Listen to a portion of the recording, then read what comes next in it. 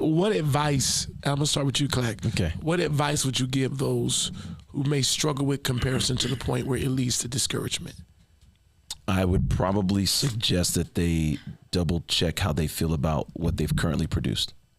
If you don't like what you've already produced and you've at least been obedient to God, you may want to double check your devotional life. That's good. That's very good. I also think that you have to think in terms of the fact that we are all a part of a significantly bigger picture. Can the eye say to the hand, I have no need of thee? Can it?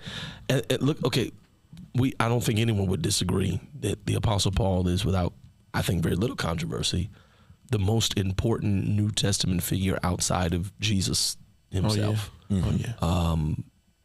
He starts churches, heals the sick, raises the dead, writes half of the New Testament canon. But while we talk about Paul, we have very little conversation about Ananias. Do we have a Paul, though? Without it, Paul preaches to tens of thousands, millions, if you hundreds of millions throughout eternity from his works and his words. Ananias preached to one.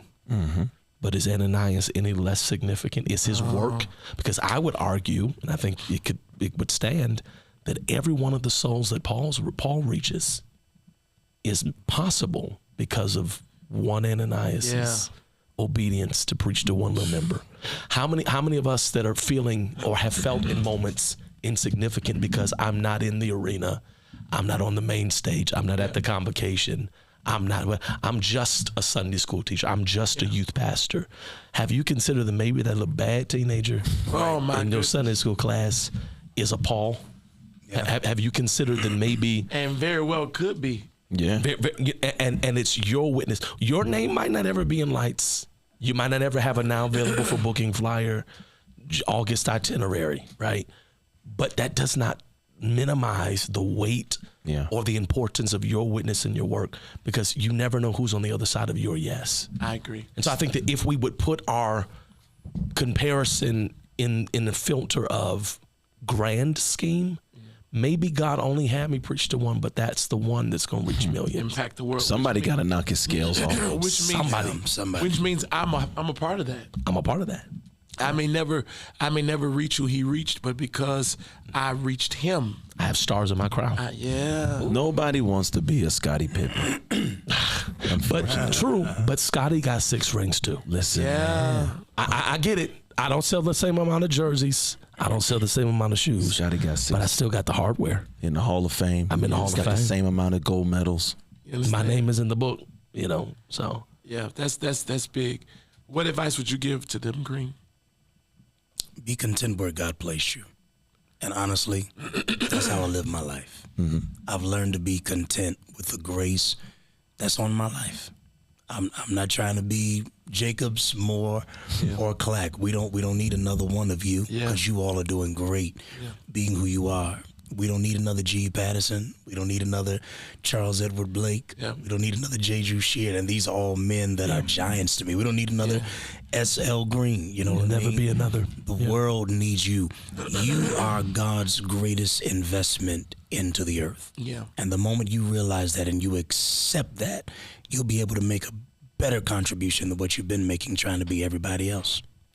Accept what God made you and who God made you to be, and walk in that grace.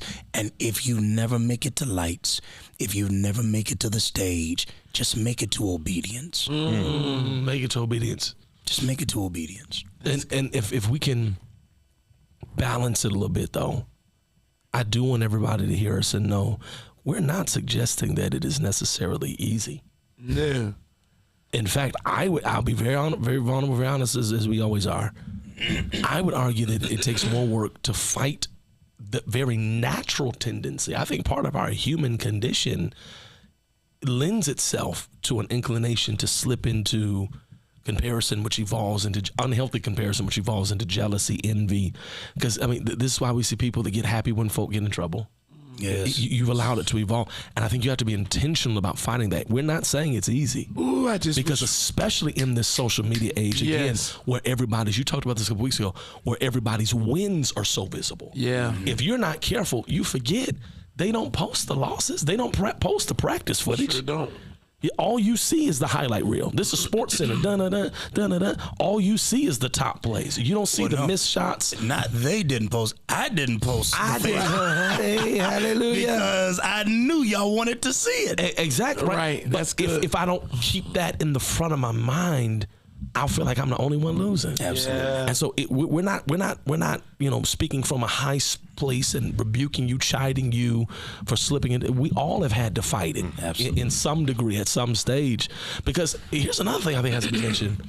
We can look. It would be easy for somebody to look at us, dare I say, say humbly, but and see us as the mountaintop or whatever. But please understand that is the product of underexposure. Because there's always a bigger mountain. You better know it.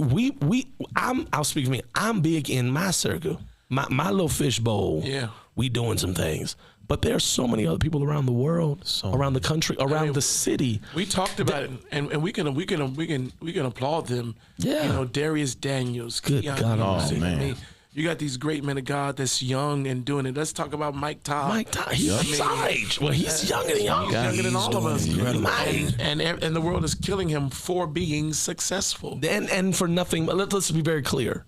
For nothing more than being successful and daring to be happy about it. Yep. What I love about his strength is the purity of his heart. Yeah. What they can say what they want online and all that stuff, but I'll never forget the day that Zoe died and he called me with tears in his eyes. Yeah. He FaceTimed me with tears in his eyes and he said, man, I don't have the words, but I needed you to see that I care. Yeah. We cried on the phone. Yeah. Yeah. That's big, man. You can't talk bad about him around me. Me neither. That's Me my neither. guy. None of us, because it's all a part of the kingdom. But I think that when, I said this a couple of weeks, when giants fall, cowards rejoice. That's so You know rich. what I mean? And I think that we're looking for the Say it again. When giants fall, cowards rejoice. I say it again because I think it's true. And I think that insecurity only looks for us to hurry up and see a giant fall. So we can clap our hands and say, I told you. But your fall brings me no closer to your seat. And it brings me no closer to your seat. And it brings me no closer to any success. Yeah. And it's such a negative. That's the N word I'm gonna say. Yeah. It's such a negative thing because in other industries they have a deeper revelation.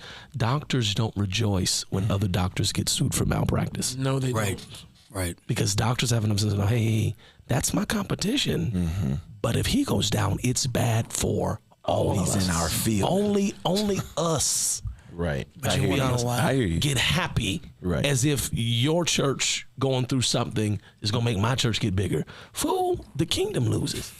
But you And want to know why? We all are.